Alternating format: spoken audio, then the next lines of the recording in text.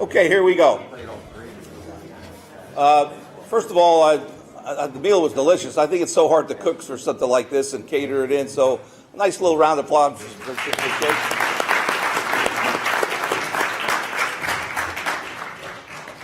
Hopefully, either earlier or even while you had time getting your meal, hopefully you had a chance to at least walk around and look at some of the plaques.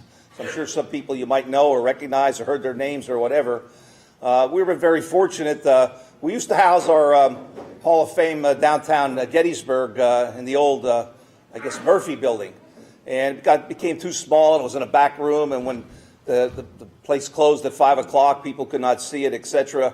And we were gracious enough to ask the Gettysburg Recreation Authority here to take us in, and they did. And we've been here, 5 or 6 years, and we really like it. We're running out of space, so we're going to make a decision sometime down the road, probably 5 years from now, where we're going to put these plaques. So that's a decision we're going to have to make, either take some down. Unfortunately, some of these early ones here, the first class was in 2001. And I think we had about 24 people, many of them from Gettysburg College and the surrounding schools in the county, started this Hall of Fame. So we're, it's our 20th anniversary if we started 2001, with only missing last year, didn't have it because of the pandemic. So if you didn't get a chance to look around, please do so. And all you who are getting inducted, please get back here and look at your plaque when it's up. Hopefully we'll get up here, I don't know before Thanksgiving, but at least hopefully before Christmas. All right. Let me introduce our board of directors. Again, my name is Joe Yeck. Again, I'm the president. Our secretary to my immediate left is Parker LaRue. He's our secretary and treasurer. Yes, please stand, Parker. Okay.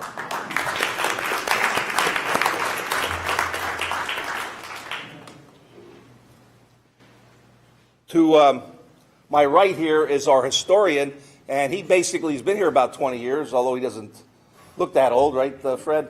Fred's actually going to retire this year from the board, and he's our historian, but he does more than just being an historian. I give you that for sure. Fred?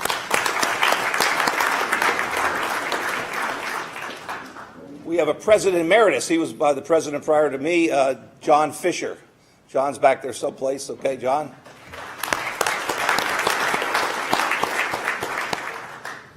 Our first vice president could not make it this year. He's had some health issues along with his wife, and Terry Fox, a former Gettysburg high school teacher and coach, Terry Fox. Our second vice president, I think in order, if I get it wrong, I'm sorry, guys, because these are sort of new on the board. Adam Michael. Adam's part of, is also Gettysburg Times. Our third vice president is Ed Riggs. Ed Riggs. And Ed, I think, is going to be taking over Fred's position next year as historian and chief cook and bottle washer after with that too. And one of our recent board members is Dan Mamara. Dan? I don't think I missed anybody, did I, Parker? You're always good at making it okay. Well, just to reiterate what Reverend Allwine said about, we're not only here to honor the athlete or the coach, we're also here to honor the individual. And I was just recently reading about an Air Force pilot in World War II, and he was flying over France, and he was shot down, and before his plane exploded on the ground, he parachuted out. And he was fortunately found by the French underground, and for about 6 to 8 months, they worked him across western France, and eventually a U.S. Army unit, he was able to locate them, and with a matter of time then, he was back at his base in England. And when he was back at his base in England, he met the Army specialist who packed his parachute. And certainly he was very grateful for that. And we think about a parachute in our life, how as an athlete or just as an individual, how there's so many people that have helped us under that parachute, starting with our parents or grandparents, our friends, brothers and sisters, teachers, coaches, you name it. There's somebody all under our parachute. So we have not done this alone. And I'm sure it'll be spoken about that when we get the inductees up here. Sports is very humbling. I find that out as now in my retirement, the only game that I play now is golf. And some days I think I could still maybe make the senior tour. And there's other days that's a humbling game, and I realize that I'm just an amateur, and my time has had it, and I just enjoy playing. And especially like a nice day like today, it would have been great to be out, but I was here getting ready for this. When you talk about sports, and I look at myself, I taught and coached at Biggerville High School for over 30-some years. And when I coached basketball, Biggerville never won a district game. And I was fortunate to finally win a district game and make the districts. So I thought, a lot of myself. When I went home, I said something to my wife. I said, you're looking at coaches really starting to turn this program around here at Biggerville. You don't meet too many great coaches. And she looked at me and she says, Joe, you're not a great coach yet. Don't let this go. Don't let this go to your head. Don't even think that you're even near that. So that was my wife speaking, and she certainly humbled me again and kept my ego where it belonged. And then down the road, I won. We got into more district games, and I finally reached the state level. And now I'm saying to my wife, "Gosh, could you imagine this? Could you imagine in your wildest dreams, sweetheart, that I've taken a small town like Biglerville and got them to the state level in your wildest dreams?" And she looks at me and she says, "Joe, you've never been in my wildest dreams." So again, we've got to realize that we have that parachute, and we better remain humble. And there's always somebody in your life that needs to keep you that humble. And normally my wife's here, but she's been struggling a little bit lately. She has a boot on her foot from breaking her foot back in September, and now she just had her right shoulder replaced, and she's in a sling. So she's not necessarily a happy camper. So I'm trying to help her through all this. So anyway, let's move on. All right. The first person up here tonight is an inductee who was actually inducted in 2019. Before I do that, Fred Smith was going to introduce everybody who was here with as guests or as some of our former inductees. So Fred, I'm sorry about that. So Fred Smith.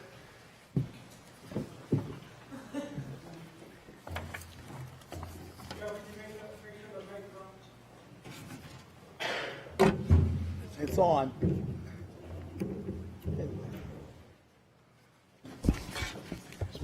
Several people whose plaques are on the wall are here in person tonight, and I'd like to introduce them to you. If you would stand, please. From the class of 2004, Robert Fenifrock.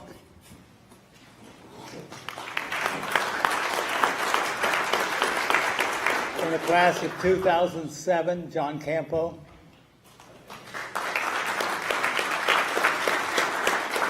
From the class of 2008, Parker LaRue and Dave Klunk.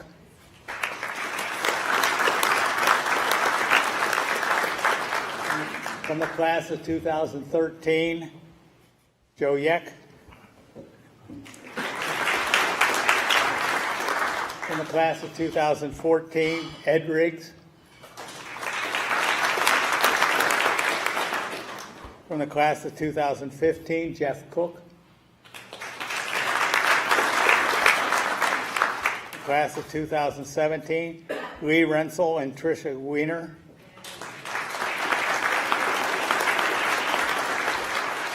And from our last class, the class of 2019, Jerry Eckrow.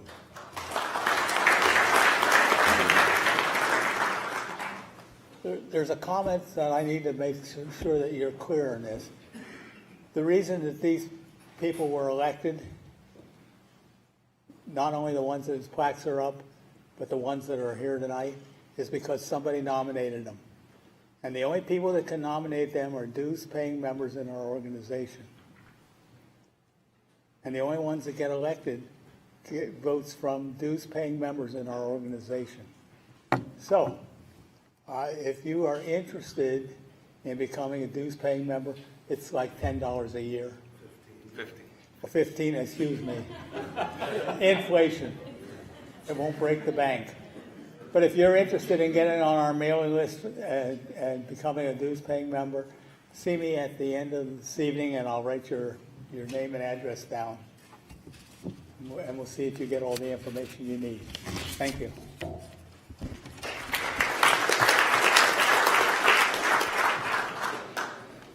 Okay, well, along with the formalities here, let's get to our reason we're here for the inductees. Again, the first one that will be coming up here will be our 2019 inductee who could not make it 2 years ago when we had this. Meredith Cox Crawford. She'll be presented by, I'm looking down here. Jerry Eckenrode, okay, Jerry Eckenrode. Come on up, Jerry.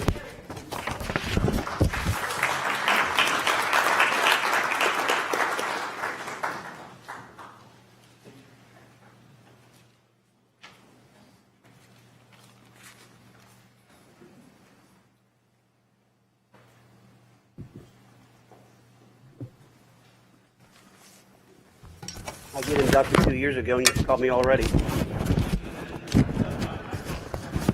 Understandably so. I want to congratulate the newest inductees coming in this year, and also the current inductees that are already here in this great chapter. It's my honor to introduce one of my former players, Meredith Cox Crawford. 2 years ago, when I was inducted into the Hall of Fame, be honest with you, Meredith was the reason why. When I first got the job at DeLone, DeLone was a pretty good basketball team around the area for girls basketball. But once Meredith arrived on the scene, we became a household name in the state of Pennsylvania, from Pittsburgh to Erie, from Erie to Scranton, from Scranton to Philadelphia, and then back to Hershey. Even though she did have a good supporting cast, but she was basically the reason why we have succeeded and are still a power in the state of Pennsylvania right now. So it was my good fortune to have a player like her when she arrived on the scene at DeLone. My first recollection of her was when she was in 7th grade, and I'd heard a lot about her, and I got to watch her play. And I went up to St. Joe's in Hanover, and I saw a relatively tall young lady for her age, but she played the point guard position. She didn't play in the post. What I noticed about her is she had a lot of inner confidence. She had court savvy, and most importantly, she commanded the respect of her teammates, her peers in 7th grade, as well as the 8th grade girls on that team. They looked to her for guidance. So it was a very unusual characteristic for somebody that age. When she was ready to come to DeLone, everybody kept on asking me, what are you going to do with her? Where's she going to play at? And if I heard that question one time, I heard it 1,000 times. And in fact, we had won the district championship the year before, and I had a veteran group coming back. And they were seniors at that time, and he kept on approaching me and said, where's she going to play at? She's going to be on the JV team, she can play in the varsity team.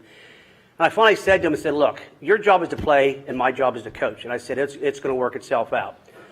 And I even had parents come to me and say, well, my daughter's been in the program for a couple of years, and she better not take her place. And I said, again, I'm coaching. That's the way it's going to be. And for the first 7 or 8 games, I didn't start Meredith. I brought her off the bench for a couple of reasons. One of them is I didn't want to put undue pressure on her. But I told her, I either told her dad or I told her, I said, look, when push comes to shove and we're in a tight ball game in those first few games, she will be on the floor at that time because I had that much confidence in her. So some of the characteristics I would say with Meredith would be she was humble. She would always compliment the rest of the players on our team. If we won a big game and typically the media would go interview her, she would always bring up what one of her teammates did and how that helped us win the ball game. She played for a high-level AAU team, Philadelphia Bells, and she traveled all over the country. She played against some of the best players in the country, not only against them, but she also had some of the best players on the country on her team. When she came back to DeLone after doing all of that, never once did she ever, look down her nose at maybe my second best player or even my the last person on the bench. She always encouraged them, and you never knew she was that kind of special type of player. So that the humbleness was paramount to me. Unselfish. Meredith scored over 2,000 points for me, and she could have scored more. She relished making a pass to set a teammate up for a basket than she did scoring a point for herself.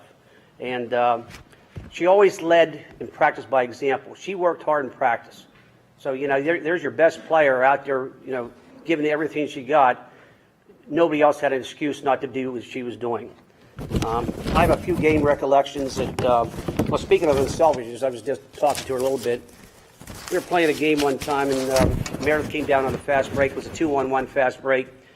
And she deferred and made a pass to her teammate coming down the floor. And I knew it was a mistake because I knew that girl was never going to make that layup. And she missed it. And then I brought Meredith over to the bench and said, do me a favor. The next time you come down that fast break, you ball fake. And don't throw the ball to her. You finish it yourself. I got more confidence in you making that shot than she does. But that's how unselfish she was. Some of the game recollections I recall for her were we played York Suburban. She made a big shot, and I think it was an overtime against York Suburban. Schuylkill Valley, she made a game-winning shot in overtime against Schuylkill Valley that we got to our first state championship. We played Harrisburg High School her senior year at Hempfield High School, and she had a miserable first three quarters. I just watched the game here about a month ago, and she couldn't put the ball in the ocean. She sat in the middle of it. But the fourth quarter, she turned it on, and she must have scored 10 or 12 points in that fourth quarter and propelled us to beat Harrisburg, who was a state contender at that time in 4A.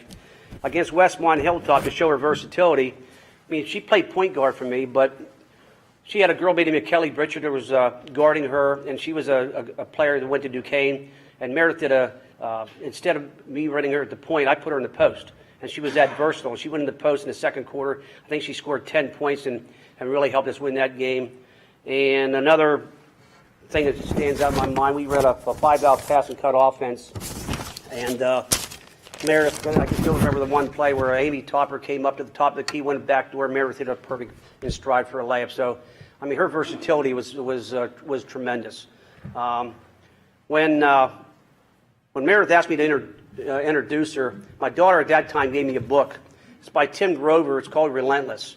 And he went on to train Michael Jordan, Kobe Bryant, that type of elite athlete. Now, I'm not going to put Meredith in that category like with Michael Jordan and Kobe Bryant, but I will say for this area, she was my Michael Jordan, Kobe Bryant. And they listed 3 types of players. I'll just read a couple of things here. The one's called a cooler.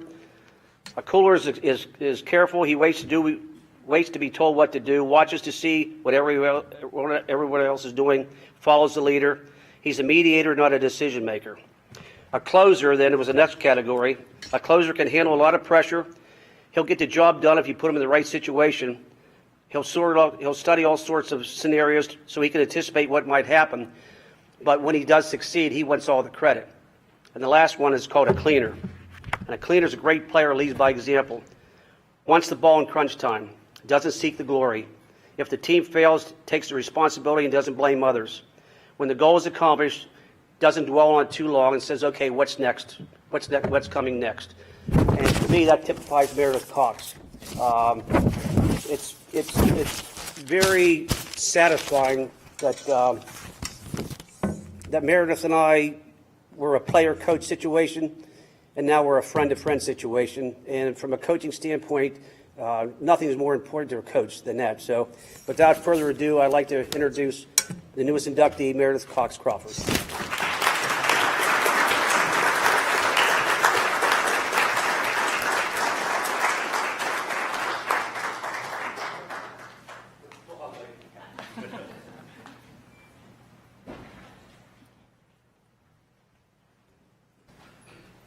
He came up to me at the beginning of tonight and he said, what are some memories from the games? And he listed off 20 of them, and I don't remember any of it, honestly. I'm like, it's all a blur. So, Mr. Yeck, you talked a little bit about the parachute, and that's really, I'm not even going to talk about basketball. Mine's more about who my parachute is and who all I have to thank. But Good evening, everyone. Thanks to Coach Eckenrode. I feel like you and I have come a long way since playing tug of war with a cooler in DeLone Catholic's cafeteria one night. Your kind words are much appreciated, and thank you for being willing to share them. Thanks to the committee members, nominating members, and all present. I'm grateful to you to have the grace to be inducted 2 years later than I was supposed to. I quite literally was having a baby girl November 10th, 2019. We actually celebrated with a Minnie Mouse cake today after nap time. So congratulations to all of the inductees this year. What an honor it is to be among such talented individuals who made such an impact on the sports they played in our community. And I also just want to take a moment and welcome everyone to my husband and my first date out in God knows how long. We have a 4-year-old and a 2-year-old, and I'm grateful to my Aunt Kelly and sister-in-law Allie. They're holding down the fort right now with them. I texted. They said bath time went perfect, so all is good. As I thought about tonight and what I'd say, it really just comes down to all the people, and like you said, my parachute. You cannot do anything unless you have a great support system, and I had that during my time in high school. Dad spending endless hours of doing circles in the driveway, going inside just because it got too dark to shoot anymore, and washing my hands of the black dirt that had pasted itself on me. Mom driving to AAU practice in Philly with literal tornadoes parallel to us on the highway, and always being one of my biggest supporters, but also my biggest challenger, which we know that was helpful. Andrew, my brother, who's here from DC, it was always great. He was okay with me being chosen first in a game of pickup with his friends. I can also vividly remember seeing my brother amongst the sea of a student section at the Giant Center State Championships, being all painted and dressed up like everybody else. My grandma, aunts, relatives. I also vividly remember my Uncle David almost ready to fight the Fairfield fans when I got my 2,000 points and they chanted, "Been there, done that," because Lauren Beckley had did it before me. Coaches, preparing me for what it's like to play at a college level. Coach Eckenrode demanded a lot out of me, and in the moment it might have been frustrating, but it's just what I needed to make me better. Teammates, sure I get this in individual induction, but my teammates were crazy good. We won state titles. I was just a piece of the puzzle when you are playing with athletes like Crystal Holzer, Jonna Zinn, Kim Staub, and several more that went on and played sports in college. I think Coach can agree they don't make them like that anymore. We were a tough group. Basketball gave me so much, and now I get to give back in my current role at JMU in Virginia. I run our student athlete leadership program. I help our student athletes get ready for life after college. Sport matters, basketball mattered. It taught me so much, but it was all about the journey. The people along the way, that's what matters, and it's not what you know, it's who you know. And that still rings true even after my time at DeLone. My dad never missing a Georgetown basketball game, home or away. My mom always inviting all of my teammates home for Thanksgiving, Christmas, Easter, even if I made them stay up in my room while I opened presents. Playing basketball to then meet my now husband at Georgetown. By the way, his team made it to the 2007 Final Four. It's my family as a whole getting on a Zoom call night after night after night to pray a novena for my husband to now be cancer-free a year later. It's having so much joy in my heart watching my 2 kids grow up, not caring who Tyler and I are, just that we are mom and dad. It's all about the people that surround you that make you successful, and I have that. This induction is just a really big thank you to all the people, my parachute, who have been there and still are part of my journey. The Lord has truly blessed me. Thank you.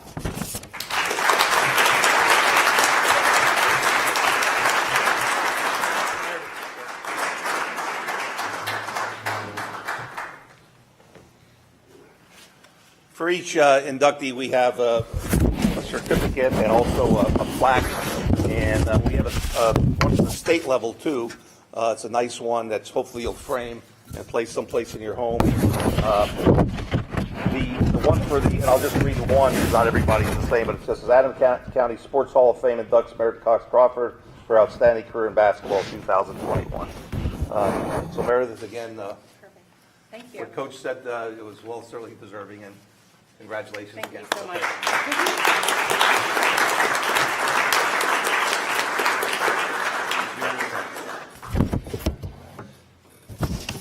Before we get to the next one, if you look at the back of the program, that we have a lot of various sponsors, patrons that help us. So hopefully you'll look at those through the evening, and we have some people that are present here that have donated. We are nonprofit.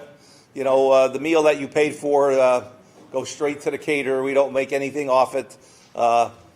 We did have some wine and beer out there. Hopefully we made a little bit on that or whatever, but the dues are $15 a year, so that we have to give the state a little bit of that each year. So we just cover what we can to cover the plaques, etc. But again, think of and we did a great job this year with some of the gold medallions, etc.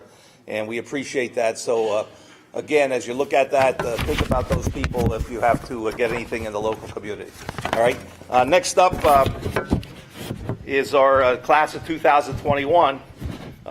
First one up is Emily Weaner Cullinan, and she's presented by her sister Tricia Weaner.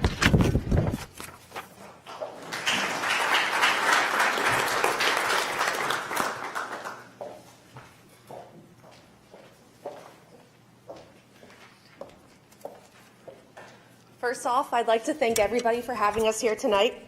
It's always really great to be back in Gettysburg, where everything really began. I'd additionally like to congratulate all the newly inductees. Congratulations, it's really an honor. I'm also honored to have the opportunity to introduce my sister Emily Weaner Cullinan tonight. Emily Weaner's career began very young in swimming. We were able to swim together since she was 5. Emily was very explosive on the stage of swimming from the beginning. Growing up, she swam here a couple miles away at the Gettysburg Y for the Gettysburg Sharks. She then transitioned to a club team out of Camp Hill for the West Shore Y. Emily's ability for swimming took her all over the country, to Fort Lauderdale, Colorado Springs, Buffalo, New York, just to name a few. And eventually, she was able to swim for the Louisiana State University. Swimming at LSU gave Emily the chance to expand her experience while competing against the nation's most competitive teams in arguably the best conference in the country, the Southeastern Conference. Some of those highlights from her swimming career are as follows, and I'll name those.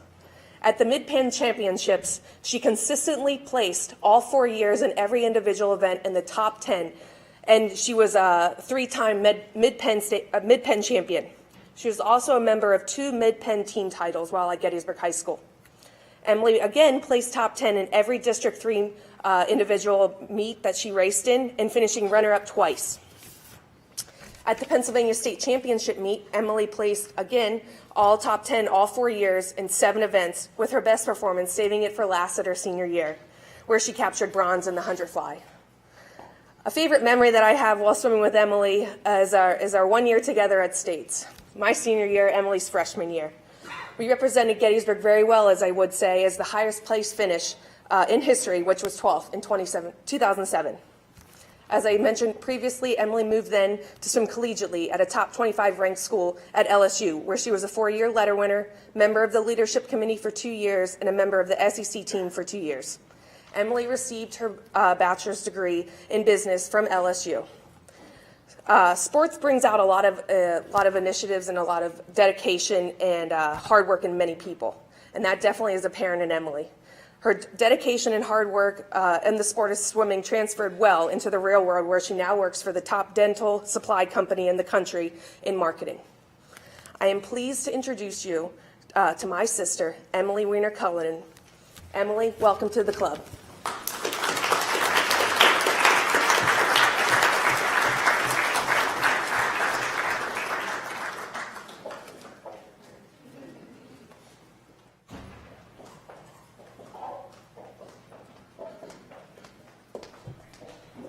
Well, I guess it pays to get married at some point when you go from the end of the alphabet to the beginning. So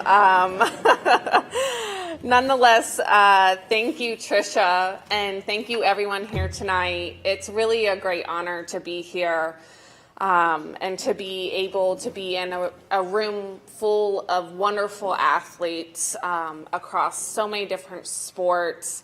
As you know, my sister and I our primary sports were swimming, and we cannot fathom half of the sports that involve any kind of a land activity. So kudos to all of you guys.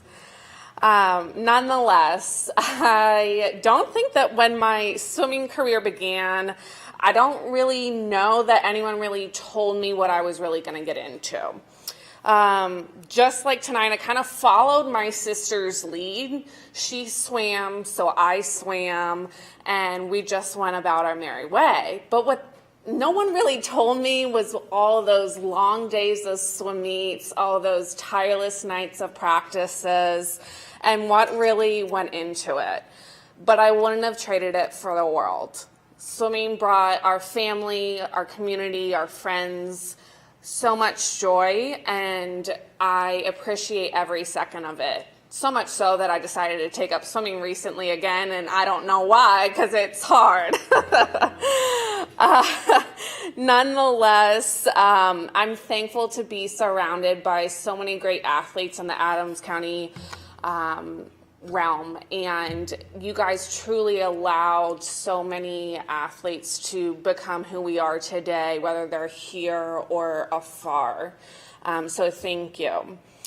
Honestly, though, whenever I think back to the Gettysburg Shark days, just a couple miles down the street, it brings me back to Mrs. Turner, who ultimately became my high school swim coach. She was the first person to say to me, you know what, Emily, you're a butterflyer. I'm like, what are you talking about? I'm not a butterflyer. I'm a backstroker. My sister's a backstroker, so I have to be a backstroker. Nope, you're a butterflyer. Well, she was right. And luckily, I was able to take that knowledge from her and her swimming into my swimming and become a great swimmer and excel through some great challenges. But the funniest part, I feel like, about Pennsylvania, and probably some athletes here, you would probably know this as well, is it allowed me to extend my Pennsylvania love into even college. So much so that my college swim coach swam at Shippensburg, and one of my other swimmers at LSU was from this area as well. So it's kind of funny how it all comes full circle in the end. Athletics are one of the biggest parts of my life, my sister, my family's life, and honestly, I'd be remiss if I didn't say thank you to the biggest people, the best people in this room, that'd be my parents and my sister. I would not be here today without the three of you. All of those tireless nights and mornings and weekends, driving us all over the state, the country, what have you. It was truly wonderful. And honestly, you guys are right here with us, being me and my sister up on these plaques. You guys deserve it just as much as we do. And I cannot say thank you enough to all that you were able to provide for us. So nonetheless, thank you all. I'm truly blessed to be here, and congratulations to everyone.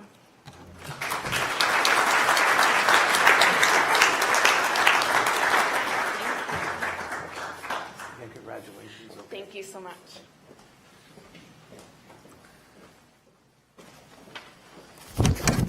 I was sort of smiling when she was up here. Being old school, you know, if I was up here giving a speech, I'd have all these papers like Coach Eckenrode did, and she has her little phone, and she's looking at that little thing on her cell and saying everything that she wrote down with the notes there. So, old school versus you young kids, that's pretty neat. Moving on here, next up is inductee is Raymond Goker, and he's being presented by Jeff Cook. Goker or Gouker? Gouker. I apologize.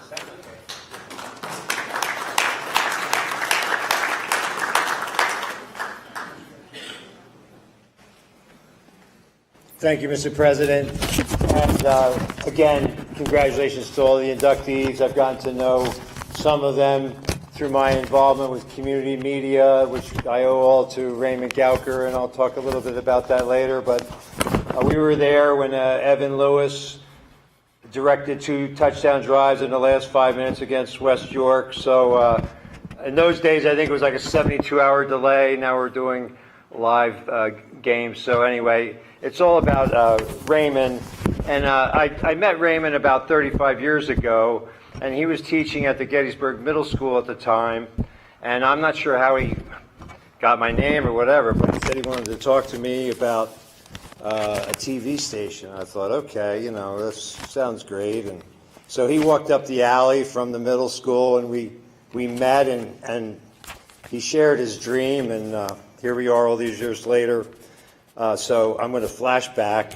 I didn't know Raymond when he was a football player, but I've been able to get some details about his career. And in high school at DeLone, his teams, junior and senior year, 10-0 and 9-1. Who'd you lose to? I guess you don't even remember. But a great record, and Raymond was a big part of that. At 170 pounds, he was named to the Big 33 team, which I think everybody here has some idea, has heard of Big 33. It's the best 33 players in the whole state of Pennsylvania. And from DeLone Catholic, he was on that squad. He shared this with me, that his nickname was the Beast.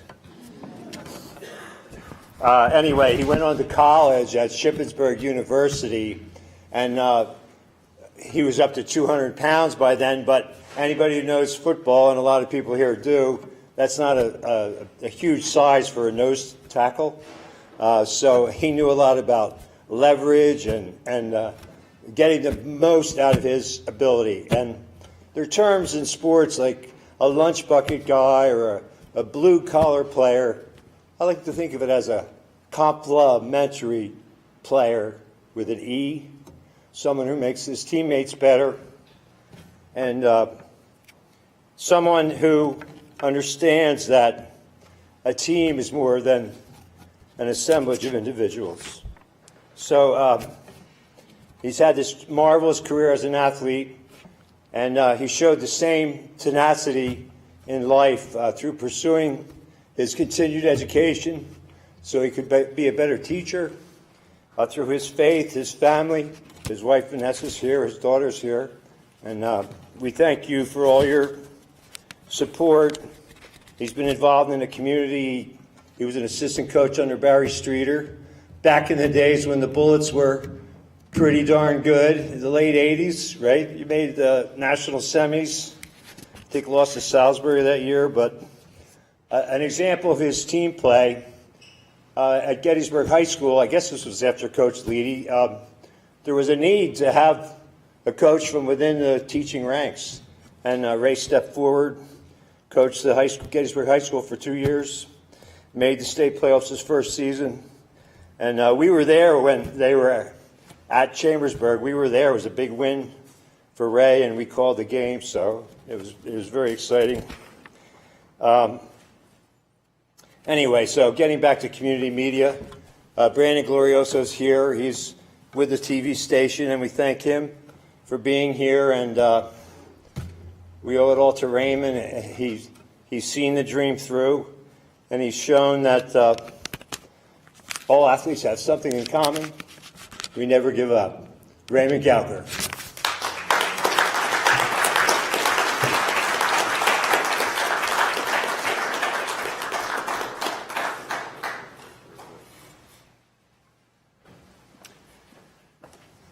Good evening, and thank you. Jeff, how many sports chat segments are you up to now? 714. 714. And you're doing them now on Tuesday evenings, so you all can tune in to community media and give a call and enjoy yourselves. Evan Lewis, isn't it good to have the best dad in the world? Yes, it is. Coach Lewis, thank you for everything you've done for our youth. You enhanced their lives. You saved lives. Thank you so much. Thank you so much. Coach Riggs, does this mean I'm on a new team? Another team. That is awesome. There's nothing like being on a team. And I've been very blessed to be on some awesome teams. First of all, my family, Vanessa, Emily, Tom, Caitlin and Brooks, they're in Seattle, so they're not here. My church, the Scouts, Delone Catholic High School, we have some squires here.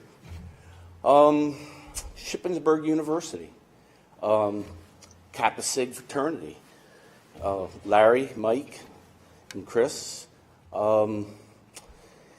Gettysburg Area School District, Gettysburg College, Community Media of South Central PA, the John Gasly Scholarship Foundation. They are sponsoring the streaming and filming tonight, and we greatly appreciate it. And all these teams taught me the importance of loyalty and trust. They taught me that I could do more than I ever thought was possible. They held me accountable. They motivated me through positive peer pressure. They advocated for me. They stood up for me. They demanded that I took ownership for any mistake I made, that I'd stand up, shake it off, move forward, and make amends. You know, the best definition that I ever found on teammates is in the Bible and in Ecclesiastes, I think it's called. And I think it goes something like, when you love someone, you will be loyal to that person at all cost. That you will believe in them, that you will expect the best of them, and that you will stand your ground defending them. And I think you could take that word love and change it with a team. So when you're in a team, you'll be loyal to your teammates no matter what. You'll believe in them. You'll expect the best from them. And you'll stand your ground defending them. So to all my teammates, and ultimately we are all part of the same team here, thank you for the love. May God bless you all. May you realize His love. May you enjoy His peace. And thank you so much, and congratulations to all the other inductees. Thank you.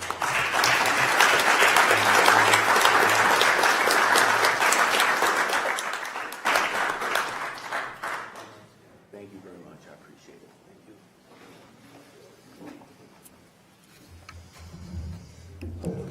you.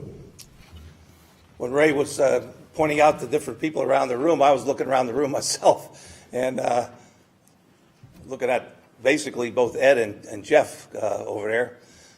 Ed Riggs, who has been a past inductee. I don't know if you ever get a chance to look at if you read the Gettysburg Times, but he's doing a lot of columns now on the Appalachian Trail, and Ed's hiked the trail. You started which side, Ed? You've gone all the way through. Right now you're doing just sections, am I right? Started in Georgia all the way up to Maine. And how long did that take you? A long time.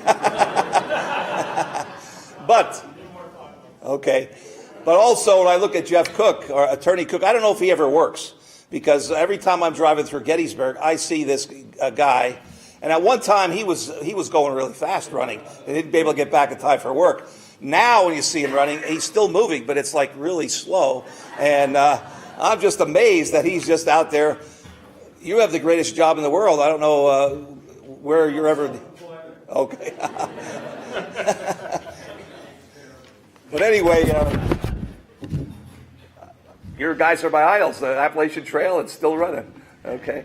Next on the list here, we have Sarah Hunt Hewitt, and she is being presented by Tom Hunt.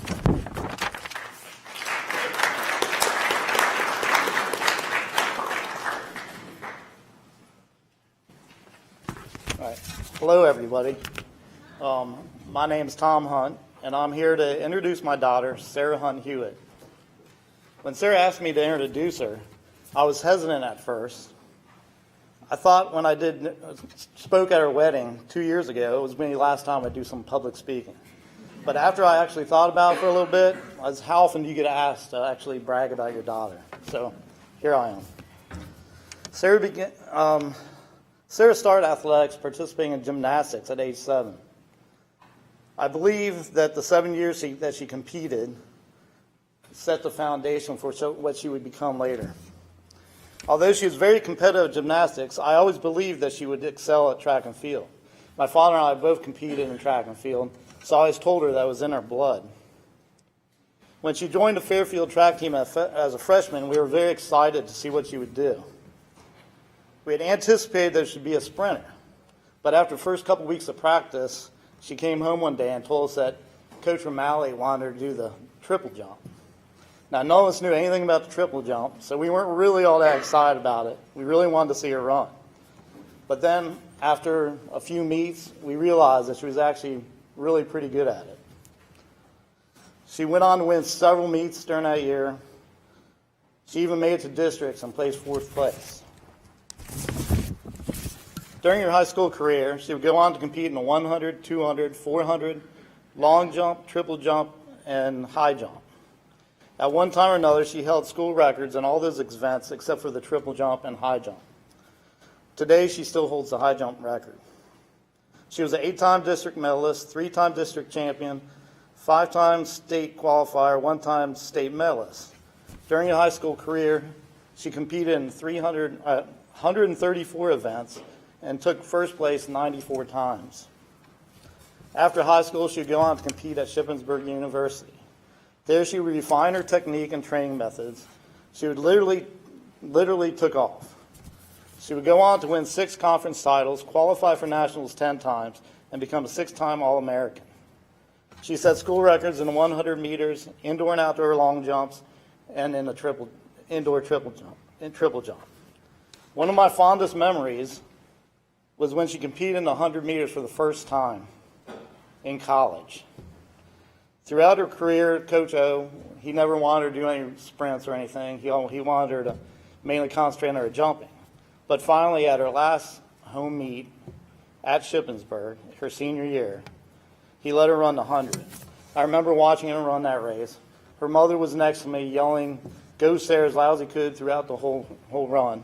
She came through the finish line with a 2-meter lead and won the race, but also tied the school record on that one day. Sarah wasn't only self-motivated. She wanted her teammates to do well.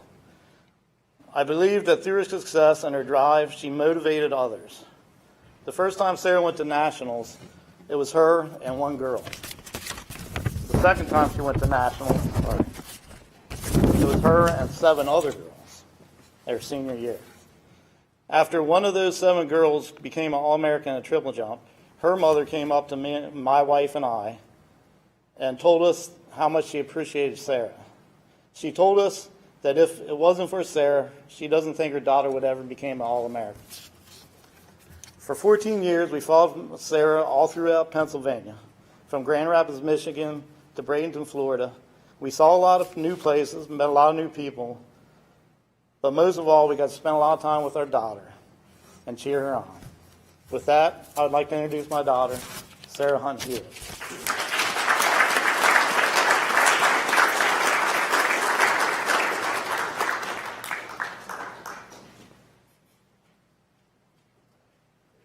Hello. So I'm not great at speeches, so bear with me. But I'd like to start out with thanking Fred. He nominated me for this, and also the other members, especially the ones that voted for me. It means a lot to know that to some extent Fred kept up with my athletics even after high school. So thank you for that.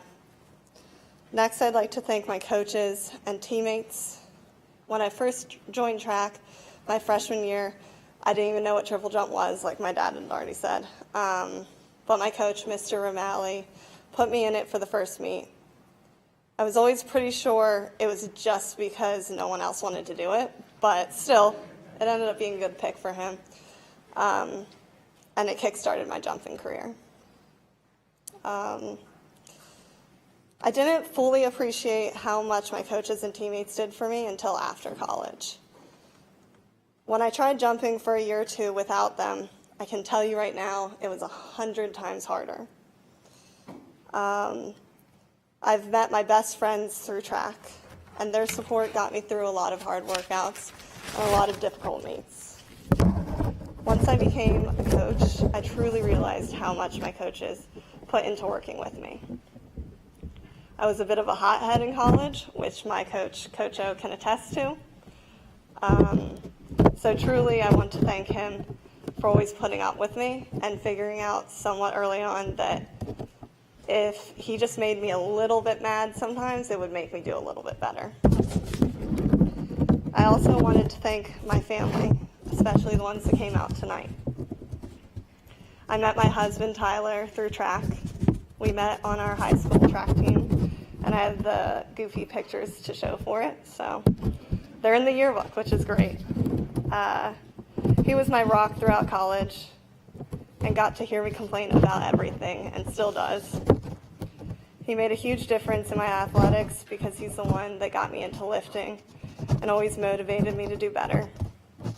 I don't think I could have married a more supportive and understanding person, especially when it comes to track. So thank you, Tyler. And then there's my mom. She was my biggest cheerleader. She and my dad came to just about every meet in my 8 years of track, including driving all the way to Kansas and Alabama. All of that, and she never even really liked watching track. She just liked watching me, and that's okay. She would spend hours at meets, sometimes just to watch me jump 6 times. Although I still think that beats my gymnastics days, having to listen to the same song over and over and over, watching little kids do somersaults on the floor. So thank you. And lastly, I want to say thank you to my dad. As he said, I always knew I was going to do track because of him. And even when I was a little kid still doing gymnastics, I knew I was going to do track. If I didn't do well at a gymnastics meet, it was okay because I knew I wasn't supposed to be a gymnast. I was a little bit too tall, but I knew I was supposed to be a track athlete. My dad had always told me that. When I finally joined the track team my freshman year in high school, I was so excited to finally do the thing that I was going to be really good at. And then the first meet happened. I tripped in the 100-meter dash. I barely made it to the pit in triple jump. I missed high jump completely, didn't hear it go off. And I probably ended up about 100 meters behind everyone in the 4x1. And it was also hailing the entire time. So I wanted to quit, but I didn't. It was what my dad had always said I'd be good at. I got my drive from my dad. I'd get first at a meet, but it wasn't my best. So he wasn't that excited, and neither was I. He always pushed me to push myself. He was my coach when I didn't have one. He learned everything about the jumps, even though I wasn't supposed to be a jumper. I was originally supposed to be a 400 or 800 like he was. I was a little too lazy for those events. They're a little harder. He's been through every one of my ups and downs, and I'm happy to share this up with him. So thank you, Dad. That's all I got.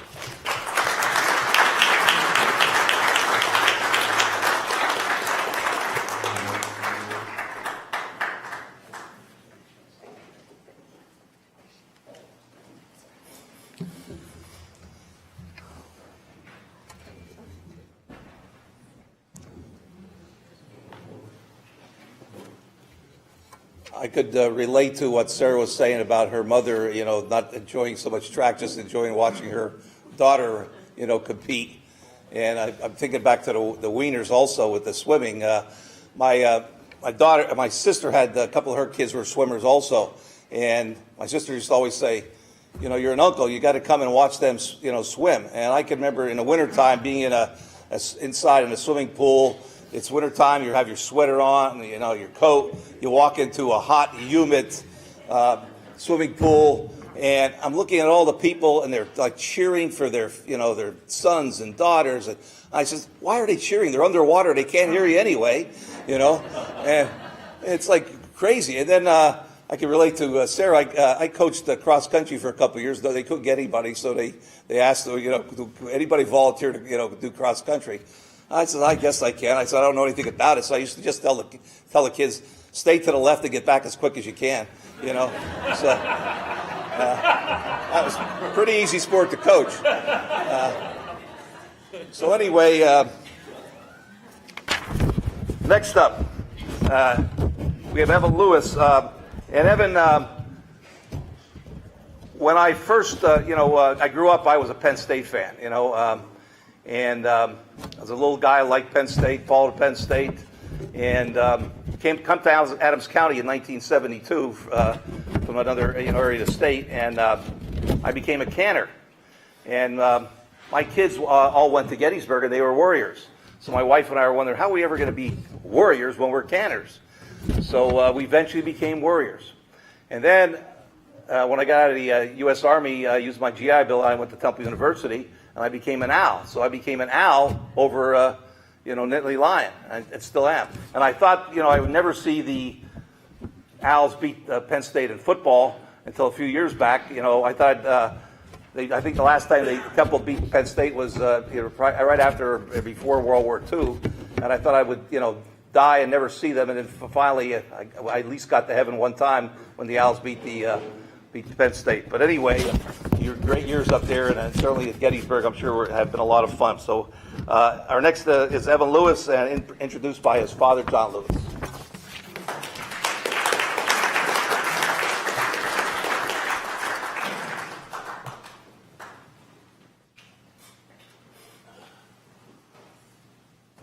Thank you. Technology. Well, good evening, everyone, and thank you, Adams County Sports Hall of Fame. I'm humbled to be in the presence of the previous Hall of Famers as well as the inductees. I look around the room and I look at these plaques, and it reminds me of the movie The Dead Poets Society in some respects, when Robin Williams, who played the teacher, leans forward when they're looking in the trophy case at the pictures of the athletes. And he asks them, what would they be saying? What would they be saying? And they'd say, Carpe diem. Seize the day. Seize the day. I would love to understand what each one of these athletes would have to say. I would venture to say that they would say, somebody believed in me. And that's transferred into my belief in myself and ultimately putting it on the line. My mission here tonight is not to talk about an athletic resume or accolades or field accomplishments. It's more about talking about a journey. And I want to thank Ev for this opportunity, because as I was telling him, a lot of times when you're inducted in the Hall of Fames, you're kind of old, right? And so I'm happy to be able to be here as his parent to witness this. So thank you for the nomination for Evan. I appreciate that. So I wanted to set the stage a little bit and put some things into context. Our family comes from a long line of coaches and educators, and my wife coached, I coached. Evan has an older brother and a sister. His brother coaches as well as a teacher. We're all involved in athletics to some degree, and competition was one of those things in our family that was, held to great esteem. And he never could escape that, being the youngest. And he rose to the occasion often. And I can attest to that with dented walls, fractured door frames, often conflict resolution, and on it went. But he never let it go, and he was always nipping at somebody's heels. So put some of that in, into that context, and I think you start to see some things evolving. I wanted to tell you a little bit about some of the things that I saw as a parent. 9 months old, here's the story. 9 months old, he's sitting in one of those chairs that attach to a table. I don't even know if they use them anymore. And I'm sitting there at a tennis ball, and he's 9 months old, and I roll the tennis ball over to him, and he's just sitting there looking at me, and he's watching the tennis ball. He reaches down, stops the tennis ball, and picks it up. I was like, that's a lucky thing. She said, let's try that again. I rolled the tennis ball down the table, and he's watching the tennis ball, and he picks it up, and it goes like that. Huh? Okay, that wasn't an accident. Let's try that again. So I roll it down again. He's 9 months old. He looks at the ball, picks it up, and as I go, hey, Cindy, you got to come in here and see this. But as parents, we all have those moments with our athletic kids. My son and daughter. My daughter's a dancer. She played field hockey and cross country in the collegiate level. So all those things, everybody brings skills to the table. But I saw it there, and I said, maybe something can come out of this. So years go by. My oldest son starts playing soccer, and my wife has the wonderful opportunity of taking people to and from daycare, etc., at the end of the day, passing the soccer fields to which he was too young to play. But for about 2 years, she listened to, when can I play? When can I play? When can I play? She even tried to look at alternative ways to get around the soccer field so she wouldn't have to hear him go, when can I play? When can I play? But when that day came, he put on that ASO jersey, and he never looked back. He started. And you could see that in the massive humanity with soccer players, little soccer players, he'd be patient and wait, and he would look for an opportunity. And sometimes he'd take the ball and score, but other times he would distribute the ball. So that particular skill of distribution of the ball in the soccer field helped him a great deal as he evolved as a player. Because as a midfielder, he's doing that all over the place, looking for the open areas, putting the ball where people need to be in order to have an advantage. So that was something that he generalized then to the football field. But first he had to go through a number of evolutions himself. He played for travel team, and then he got on a premier soccer team, which by fourth grade he and his buddies were winning national championships across the nation. And then he had to decide to try midget football here in Gettysburg, and he did that. He didn't like the equipment, would come home and complain. It's too heavy, slows me down, I don't really like this. So we weren't sure if he was going to make that switch, but he did. And then he and his friends, who even today, we talk about relationships, we talk about love, Ray. Those guys loved each other then, and they carried it on with them all the way through. And so from that moment in time, the Gettysburg midget football team, they won a championship. That transferred into Little League. That transferred into Teener League. And then they got themselves into the high school where, from middle school into the high school, that same phenomenon occurred. You could see the belief in each other. Evan has a great work ethic, so he would pull people along with him, obviously, and that's catchy. So yeah, that starts happening, and then magic occurs amongst and between those people. They would look out for people who could not necessarily get themselves up on Saturday morning to get to practice. They'd make sure that they're at their house, picking them out of bed to say, you're going there, you're not going to miss this. So and they were always together. So that kind of relationship and metamorphosis and togetherness doesn't occur often. When you see it, it's a beautiful thing. And it transmits to other things in life, as you well know.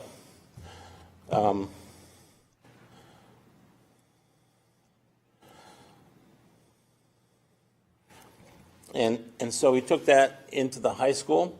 And so he also played track and field and basketball, but focused on football. And I can remember going into his sophomore year, he was 5'9", 145 pounds, looking at a starting quarterback, many naysayers. A lot of people said he can't do it. Won't be able to do it, but I can tell you they ended up 12-2 in that season, passed over for 2,000 yards as a 5'9", 145 pounder. So he took that angst, he took some of that skill development that he had, and he used that in very much a positive way, and used those skills so that he would not be denied, his friends would not be denied, and I think they all used that as a method to start to win, to be positive, to move down the road. And so I think that those kinds of things in this journey for athletes in general certainly transfers to life afterwards. And as his father, I can tell you that I certainly do appreciate all of the coaches that he's had along the way that helped him do those things. I appreciate his family members that did the same thing. And I also appreciate community members and friends that reached out not only to Penn State University, where he ultimately went on to play, but people who we didn't know picking up the phone and saying, nice job. One of the things I think Evan has shown me as a father is his ability to look at failure and turn it into success. But you have to be accountable to that, and then you have to make it work and not do that again. And I saw that in him, and that was one of the things that made him positive and productive in his athletic career. And now, as a businessman, when staring at the pandemic, a physical business had to turn into the air and become a virtual business that is thriving right now, and that's part of the reason it happened is because of his experiences, like all of these athletes had, that translate into something bigger and greater. So with that, Ray, I just wanted to say I appreciate your words, but I know I worked with Ray for a long time, and you have saved the lives of many kids along the way too, and I appreciate your love for them. But at this point, I want to introduce Evan Lewis, his son. And Evan went on to play at Penn State University. He played receiver, D-back, punter, punt returner, quarterback. Did I miss any of them in there? It's quite a few. But anyway, Evan Lewis.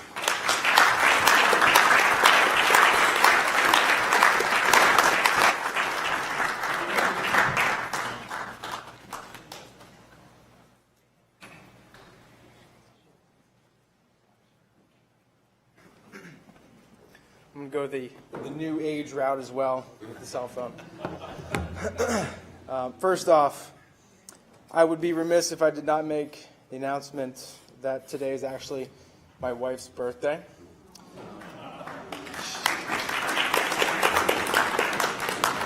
She's 3 weeks post giving birth to our second beautiful baby girl. And she graciously decided to spend her birthday night with all of us. I did tell her this morning, though, one of the first things I said this morning was that I couldn't wait for this entire room to sing happy birthday to her. But threats quickly ensued. So I'm not sure that's a great move right now. However, I didn't bring up the entire room saying happy birthday to Jenna. So technically, she didn't object to that.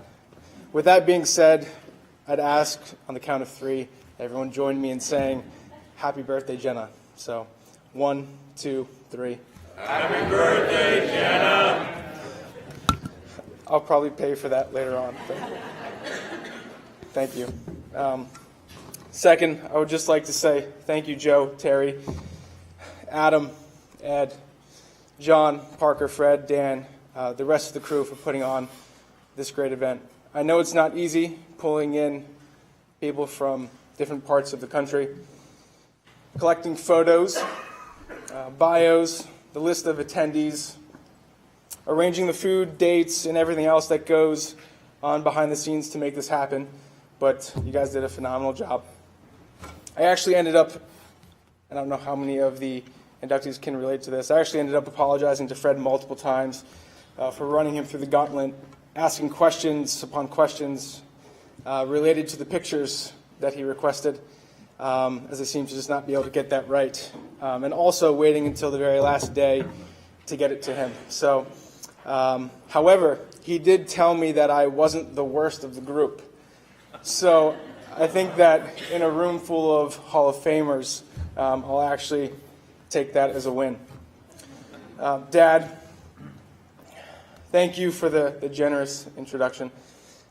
I know you're a family, so perhaps some of those kind words may come across as biased, but I couldn't think of a better person to ask to make that introduction. Some examples that Adam Michael gave to me on the phone when he called me to tell me about the Hall of Fame for the introduction were maybe a coach, a mentor, someone who knew me personally. And it didn't take more than a split second to think of you, as you have always been those things to me on the highest level. I know a lot of people say the cliche phrase, I wouldn't be standing here without you, but based on how things work, Mom, I literally wouldn't be standing here without you. So thank you for being here for me.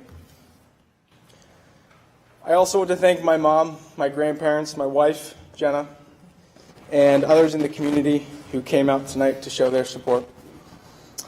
But to be honest, I don't really feel like this is my Hall of Fame induction. In a big way, this night represents the stars aligning for the inductees who accomplished incredible things throughout their career. And congratulations to all of you.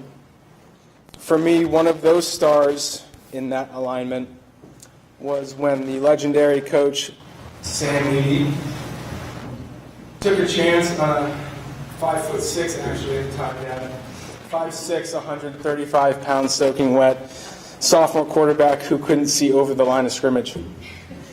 Yet still, Coach Leedy saw something in that kid to give him the nod for the starting job of the home opener against Southwest on a picturesque Friday night in Gettysburg, just a few miles down the road. That night we would not only go on to completely dominate the Mustangs in every sense of the word, we did that the next 2 years as well, but there was also something else that happened that night. Earlier in the day, the Gettysburg Times released their predictions for the night's games. Of the panel they had as the selection committee, if you will, one chose Southwest. I'll never forget waking up that morning, excited for the day, getting dressed with the iconic maroon jersey and blue jeans, walking downstairs and heading off to school, but just before leaving for that day, I saw Ed Riggs picked Southwest. We went on to prove him wrong. Judge me if you'd like, that's fair. I've been holding on to that memory and wanting to say something about that for about 16 years, so. But no, that's all I love. Coach Riggs was a fantastic track coach, and a lot of fun memories of those times. All jokes aside, the outcome of that Friday night changed my life forever.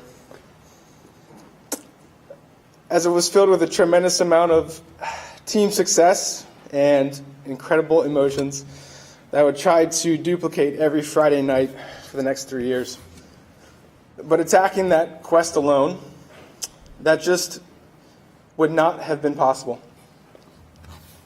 In my opinion, football is the greatest team sport that exists, and without every teammate and coach who stepped foot on that field, things like tonight, that allows us as a community to come together and look back on those years and those memories, to feel that excitement again, the camaraderie, that sense of unity, what it felt like to win together. All of that just wouldn't have been possible.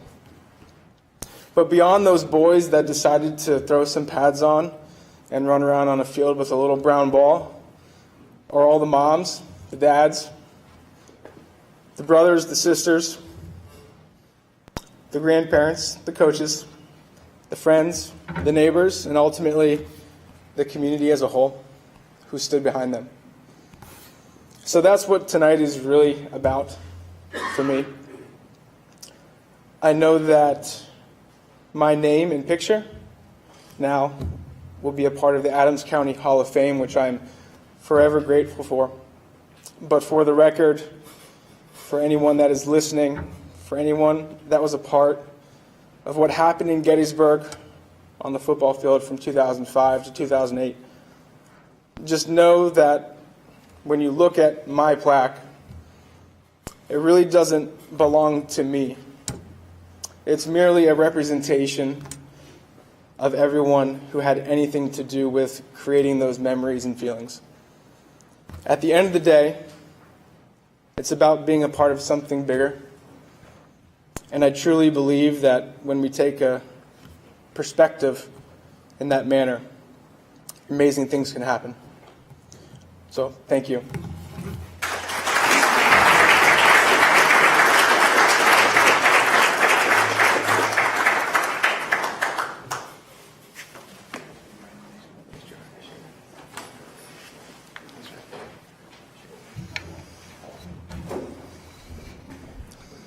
Well, you know, I could have been a millionaire.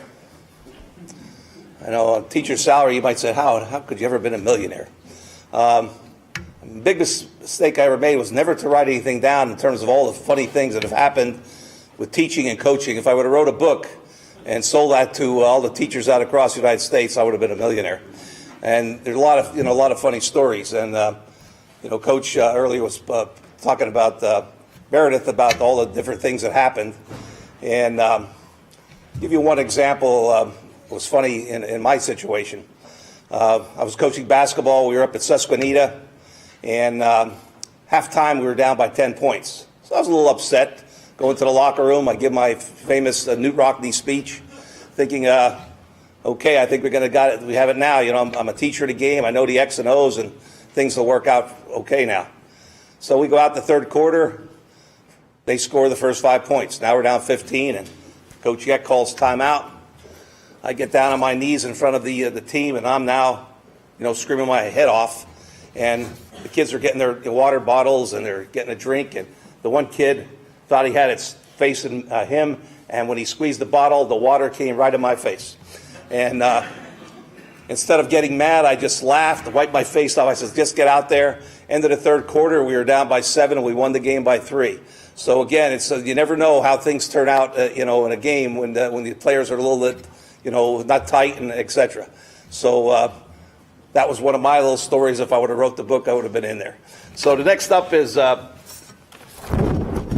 Hilly Rife, presented by Vicki Hughes, and will be accepted by Hillen Rife Jr.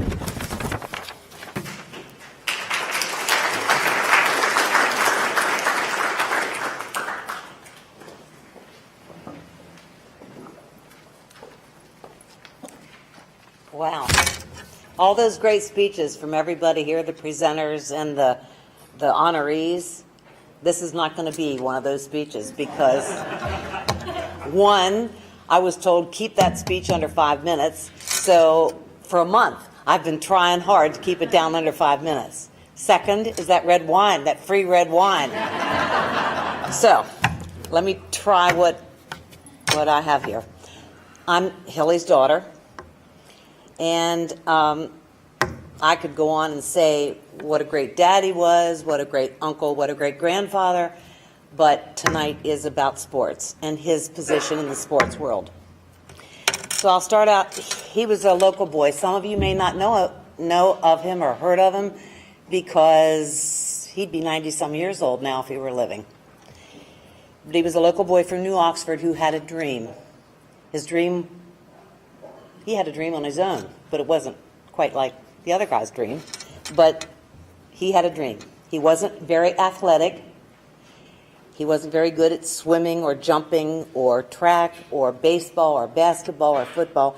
He wasn't that athletic. But what he was good at was racing cars. That's what he loved to do. The kind of sports that he enjoyed was fast cars and racing them. And back in his days, he'd race his friends late at night on Route 30. Because remember, he's 90 years old now, or he would be. But in Route 30, that's where they would race their cars, late at night, early in the morning.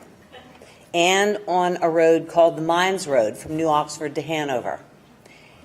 He would meet up with some of his cronies that liked to race cars, and that's where they would do their racing. Today, it would be very dangerous to do that, but back then, the only people on the road at that time of the morning or those late at night were the guys who enjoyed his kind of sport, the sport of auto racing. My dad met my mother in the early 40s, and she was from Gettysburg. so he had no trouble meeting up with competition on Route 30 at those early hours of the morning. He knew he couldn't do that for long, so he talked his parents into loaning him the money to become partners with friends from York, Pennsylvania, Hugh Sheridan and Les Greenewalt, and Johnny Smith from Hanover. And he taught those boys together, took their racing skills off the highway and onto to a track. He talked his parents into building him a racetrack of their own. They bought land in Abbottstown, and then his dream began to take form. Dad had another friend, Jack Maitland from Littlestown, which he talked into excavating the oval part of the racetrack, and others to help build the bleachers that were needed for the fans. Did any of you even know any of these people that I'm telling you about? I can't even believe it. I'm old, so I know all these people. I can't believe because they were like well known back then. But anyhow, at the age of 25 years, he would realize that dream. He held his first race in Abbottstown, Pennsylvania on his own track. During that time, he also raced cars at Bowling Green Speedway in Jefferson, Pennsylvania, Silver Springs Speedway in Marlboro, Maryland, and Lancaster Speedway, where in 1955 he lost his thumb when his car rolled over 9 times, throwing him out, but rolling on his hand. The cost of running a racetrack was exorbitant, so he needed to promote Lincoln. And the reason it's called Lincoln is because it's right off of the Lincoln Highway in Abbottstown. He would have powder puff derbies, that's where women would race. He would have thrill shows, he would have destruction derbies, fireworks, anything that he could think of to draw the crowds into the racetrack. In 1957, he was involved in a crash at Lincoln that almost took his life. He had serious head injuries that needed a steel plate put in his skull. He lost hearing in one of his ears, and he was in a coma for over 3 weeks, and the family was told that he'd never make it. But by 1958, the year later, he was racing on the beach at Daytona and set a record of 122.8 miles per hour in his own 58 Plymouth. And he beat 6 factory Plymouths who were there just for the competition, but he beat them all with his own car. At that time, he became friends with Bill France, who built Daytona Speedway. And Bill thought that Dad would be a great promoter for his own track, but Dad decided to buy out the other 3 guys and concentrate on promoting his own track at Lincoln. Later in life, Dad moved to Ormond Beach and remained close to Bill until Mr. France's death in 1992. In the early 60s, he brought drivers from across the country to compete, like Bobby Allen, who has become a legend in his own right, Steve Smith, who will be honored later tonight. They came from Florida. Kenny Weld came from Kansas City. Jim Edwards came from California to compete against the Pigeon Hill Boys. This bunch later became what is known as the World of Outlaws. And the World of Outlaws competes in even Australia today. In 1964, he had some of his racing buddies, like Richard Petty. I don't know if you ever even heard of him. Dave Pearson, Cale Yarborough, Tiny Lund, Wendell Scott. Did you even hear of Richard Petty? Well, there's one guy you know. Okay, he had those guys come in just to bring attention to Lincoln. And Lincoln Speedway became the first track in the Northeast to be sanctioned by NASCAR. By 1966, Dad was running and promoting 3 separate racetracks, Lincoln Speedway, Susquehanna Speedway, and Bedford Speedway. It was a whole weekend of work for our whole family. His love of racing never ended. His last years were spent promoting racing, and he was instrumental in starting the Living Legends of Auto Racing and Motor Racing Heritage in Daytona Beach. In 2005, he was honored with the Lifetime Achievement Award for his lifelong contribution to the sport of auto racing. I'm sure Dad would be honored to receive this local recognition from the Adams County Sportsman Association. Congratulations to all the inductees.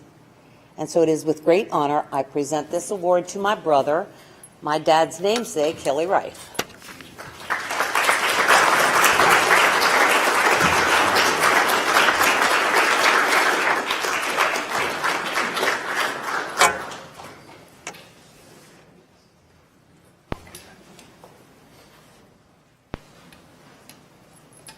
I'm going to make it short and sweet to me.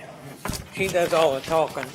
My father would be very honored to be on this plaque, and for all the people that left him build a racetrack in Adams County in Pennsylvania. Thank you.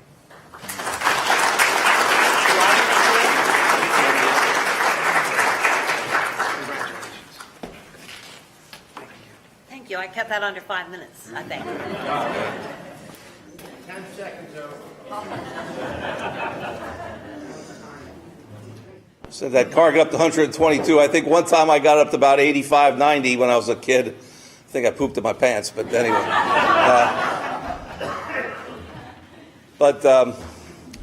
Before I bring up our next inductee, just want to give you a little story. Robert connected with another one I could have put in that book I was going to write for everybody. Again, as a coach, at a small high school, a lot of times you have to coach other sports. And again, I was asked by the athletic director if I could fill in for a couple of years as a baseball coach. And for a number of years, I was a JV baseball coach.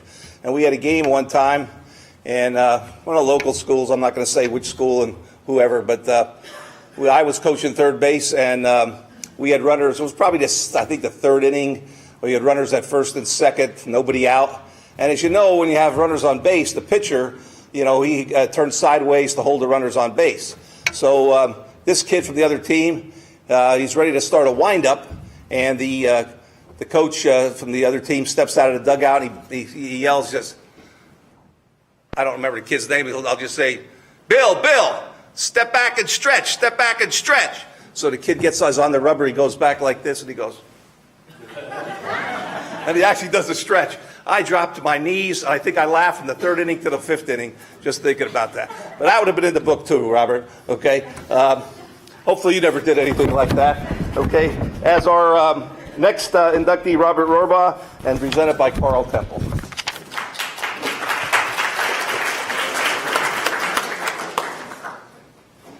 I guess this makes me old school too.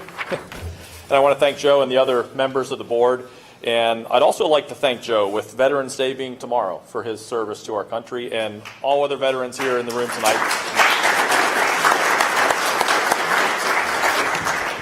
It's truly an honor and pleasure to present our next inductee, Robert Rohrbaugh, who has become a friend and who's been a longtime mentor for my boys and so many here in Adams County. He's been continuously involved in the sport of baseball now for over 30 years. I believe he developed his passion for baseball at a very young age while playing in the Littlestown Youth Baseball League, and was always an outstanding all-around baseball player. But it became evident as he got older and into high school and American Legion baseball that pitching was really, he had enormous potential as a pitcher. And he earned numerous awards and accolades through high school and American Legion baseball. Most great athletes, as so many here, have natural abilities, favorable physical attributes. Some can overcome that don't have those physical attributes, as Evan excelled, even though he didn't meet those physical expectations of attributes and physical attributes at that age and time in his career. But they also have to have intangible assets, especially if they're going to make it to that next level, and especially into a professional career in their chosen sport. And this individual, Robert, has many intangible assets. Two of his greatest assets, I believe, are first, his incredibly strong competitive spirit. And in everything that he does, not just in baseball, and if you want to know what I mean, challenge him to a friendly game of ping pong. I made that mistake once, and I'll never do it again. But I guess baseball players, when they have time off, play ping pong. I know the Little Leaguers do it up at Williamsport. But he's a phenomenal ping pong player. And second attribute is that he has a calm, cool demeanor. And that's really important as a pitcher. And that allowed him to elevate his game and perform to his best in stressful situations.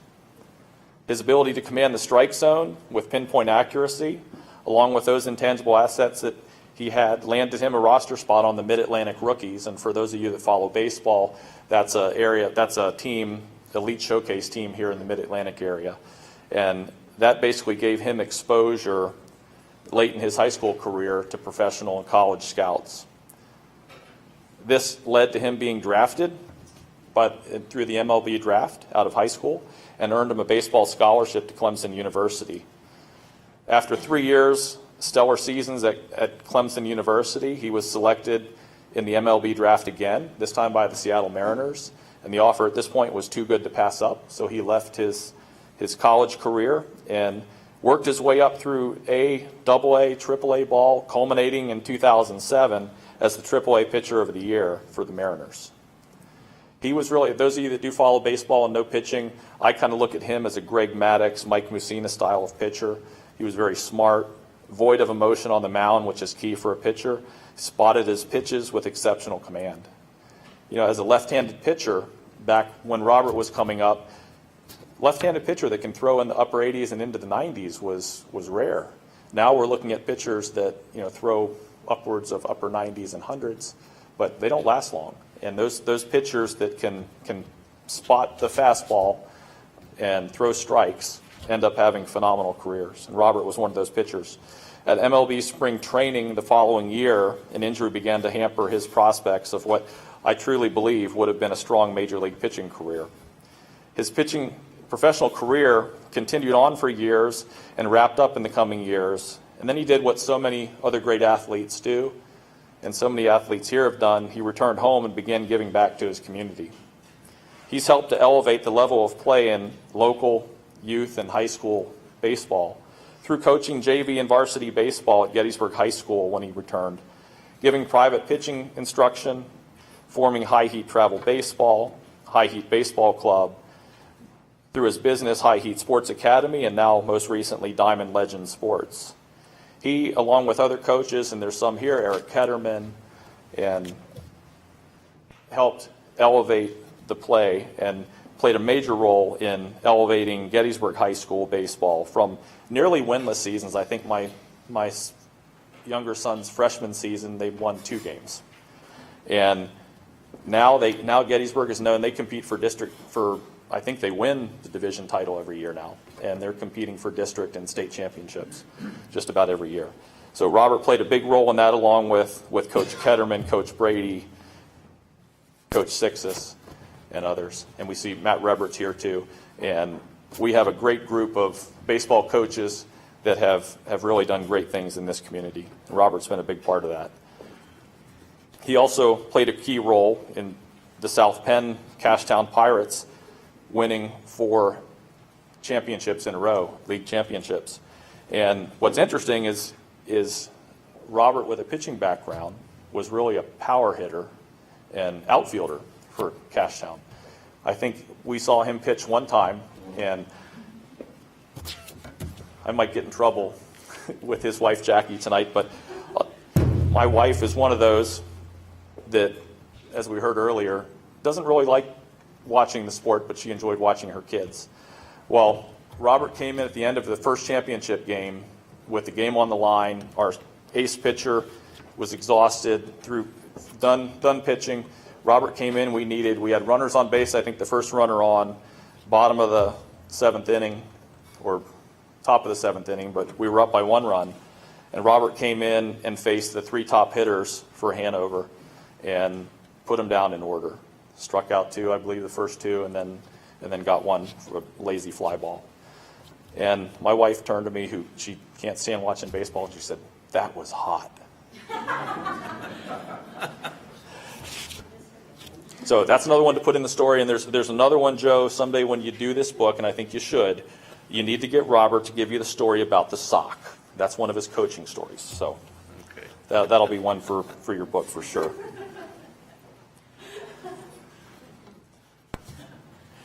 So now Robert's returned to his alma mater, Littlestown High School, as the varsity baseball coach for the past 4 years, and he's achieving great success there as well. He's made such a positive impact on so many of our Adams County student athletes, and is greatly responsible for so many of our local high school baseball players going on to perform at a high level in college baseball, and many of whom also have aspirations to play at the next level as he did. And I personally, as do so many other local parents, owe him a gratitude for the mentorship that he provided my boys over the years. He had a knack for, when we talk about these stressful situations and those that rise and perform, in the stories of your basketball game, Joe, where you got squirted in the face with the water. That basically broke the tension. Robert has a way of doing that with the kids. He tells them a funny story. He tells them about the sock. He tells them all kinds of things that that take all the tension out of it, and the kids relax and they do what they do best. Their training takes over and they go on to do great things. He's joined tonight by his greatest fans and supporters, mother and father Kathy and Rick Rohrbaugh, and grandmother Treva Rohrbaugh, and then of course the love of his life, his wife Jackie. And Jackie and Robert live in Littlestown now with their 2 handsome young twin boys, and I hope that Robert will pass the love of baseball on to their 2 boys as his dad Rick did to him. It's my distinct honor to present to you Mr. Robert Rohrbaugh.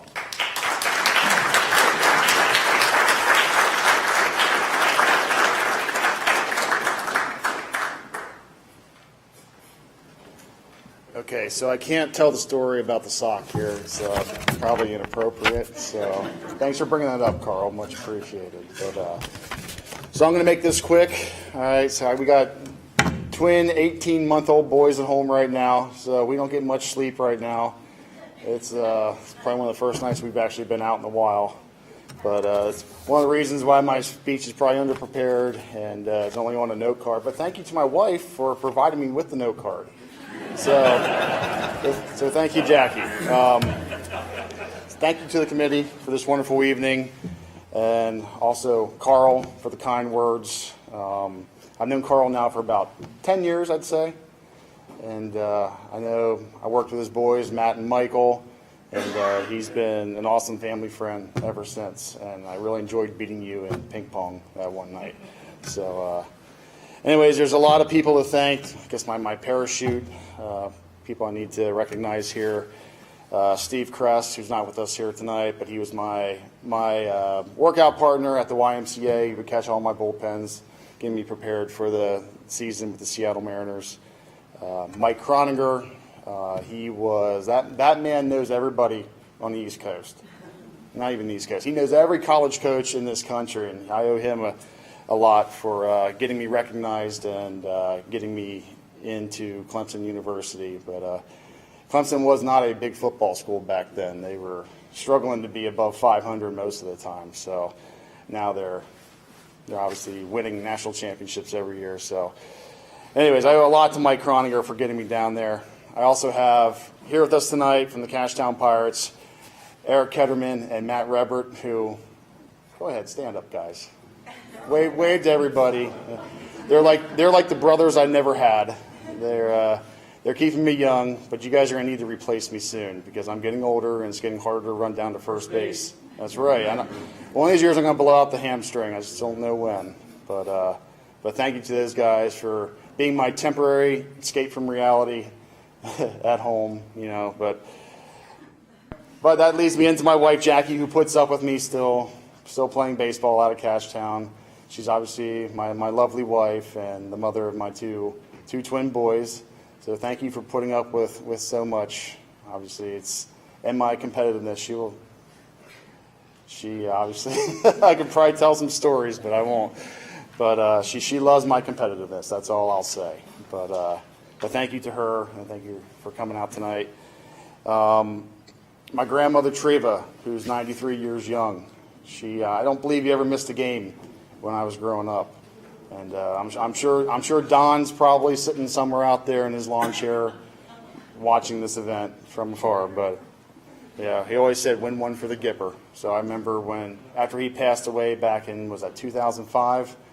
One of the last things he said to me was win one for the Gipper. And I think I was struggling that year down at Clemson. And I was just kind of, about 500 pitcher. And I went out the next game against North Carolina and pitched like 7 shutout innings or something like that. And I ended up giving her the game ball from that event. But after that, kind of turned the whole season around and ended up getting drafted by the Mariners later that year. So I'm sure he's looking down upon us right now with a big old grin, probably smoking his pipe too.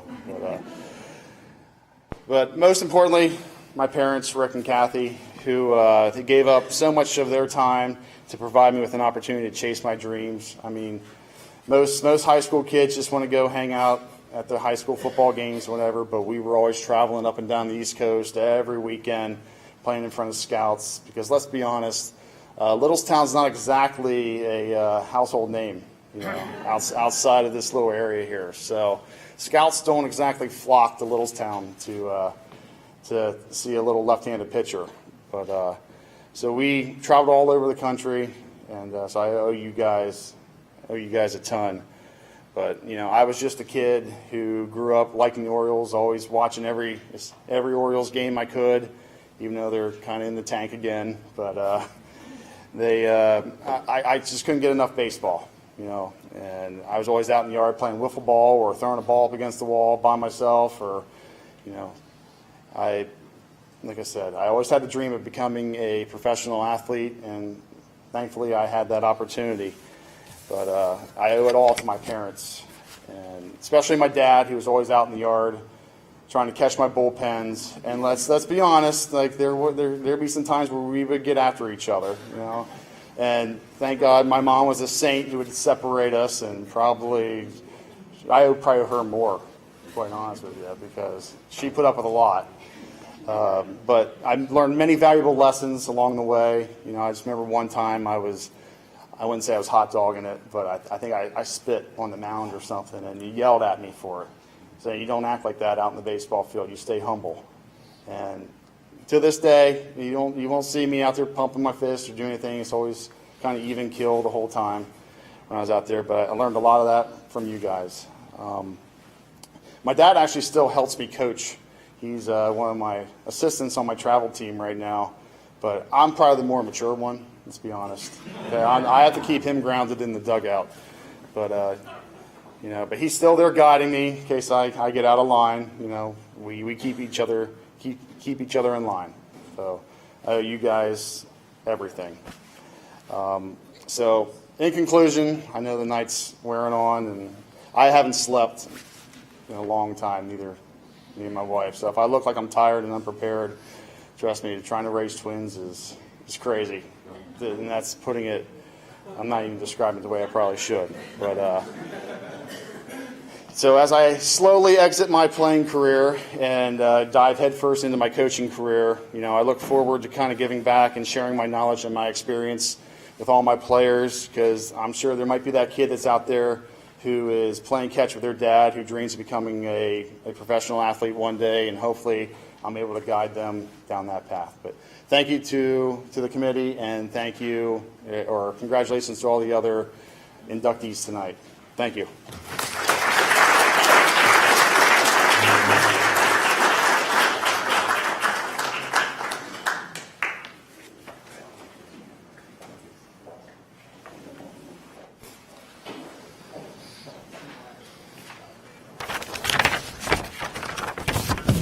Saving the best for last, as the family of Steve Smith Sr., presented by Scott Meckley, and will be accepted by Vicki Hughes.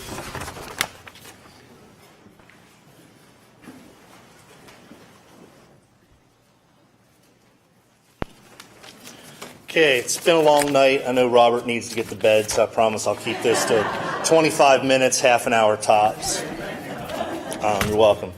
I'm honored to represent the Smith family and introduce Steve Smith Sr. for the Adams County Sports Hall of Fame. But I must admit, I've been a racing fan all my life. I did nominate him for the Hall many years ago, but I don't know the man. I never met the man, and to be quite honest, I was never a fan of his. Because when I was a kid, this is the late 70s, early 80s, starting to get into auto racing, the two people you rooted for in sprint car racing was Steve Smith or Bobby Allen. And I always thought it was kind of like the Beatles and the Rolling Stones. Like, you could only really like one of them. You could respect both of them, but you could only be a fan of one of them. And my mom was a Steve Smith fan, so I rooted for Bobby Allen. But I nominated Steve for a Hall of Fame several years ago, mainly because I felt he was worthy. And I've been a dirt track fan all of my life, and I spent time on the board of the Adams County Sports Hall of Fame. And I've always felt that members of the local auto racing community have never really gotten the level of accolades that they've deserved, and especially because of the deep roots with auto racing that Adams County has. Not only are there many great drivers in Adams County, but we have 3 local dirt tracks in the county, and I'm hoping we can say that a year from now as well.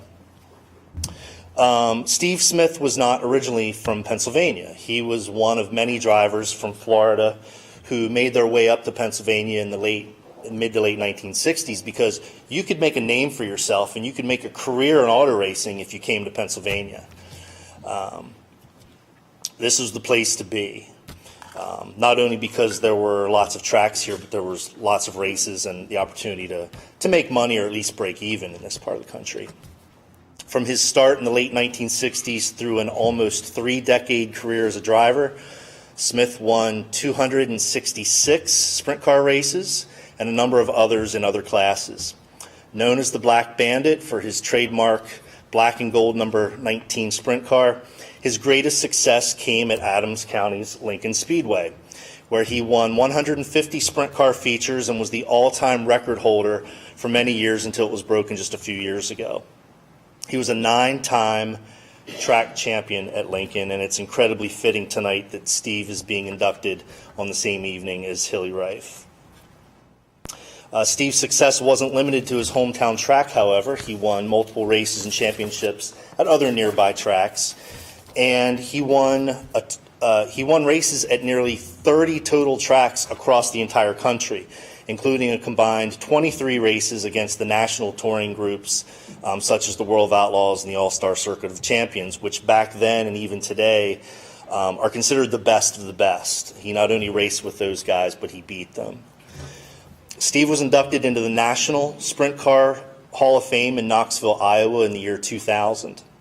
And after his racing career, he served as a mechanic and crew chief for his son, Steve Jr., who was also inducted into the National Sprint Car Hall of Fame in 2019 and surely deserves a place in our Hall of Fame in the future. Now, one thing that wasn't mentioned tonight was that among the criteria for getting into the Adams County Sports Hall of Fame is that the nominee, and I quote, brought fame and recognition to Adams County through their achievements in sports. And all the inductees here tonight have done that. And Steve absolutely did that. With his success around the country and his induction into the National Sprint Car Hall of Fame, Steve Smith was a household name among racing fans, not only around the country, but around the world. And when they thought of him, they thought of South Central Pennsylvania and his hometown, New Oxford, Pennsylvania. Steve Smith died in June of this year at the age of 74. And it saddens me that he didn't live long enough to enjoy this honor in person, but I am thrilled and honored, as I'm sure his family, friends, and many, many fans are, that he has rightfully earned his place in the Adams County Sports Hall of Fame. Thank you.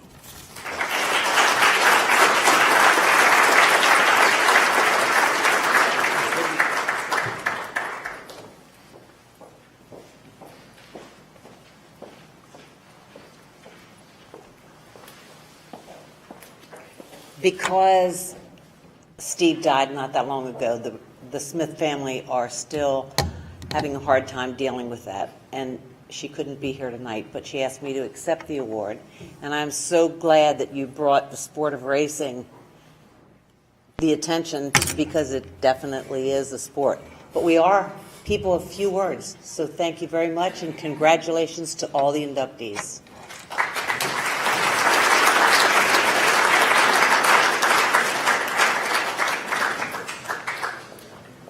As Scott's returning to his seat, I got involved in the Adams County Sports Hall of Fame, I guess, in maybe 2015. And Scott at that time was the president of the Adams County Sports Hall of Fame. So I forgot to mention that when I was introducing you, Scott. So again, happy to see you again, and thanks for your part in this organization. Talking about this organization, before we close for tonight, hopefully everybody enjoyed everything tonight, the food, the camaraderie, the interesting stories, not mine, but everybody else's. And certainly we always need new membership. And all of us are getting up there in age, and it's spread through the county. We'd like to have somebody from each part of the county be part of our board, and also be part of the members that could nominate, and also then to vote on new people that would enter the Hall of Fame. If you are a member now and you get your thing next year, please send in your $15. And if you know somebody that's not a member and you are a member, encourage them to join if they enjoy sports and want to, partake in getting people here to be recognized in our community. All right. Again, thank you for coming, and I hope you enjoyed your evening.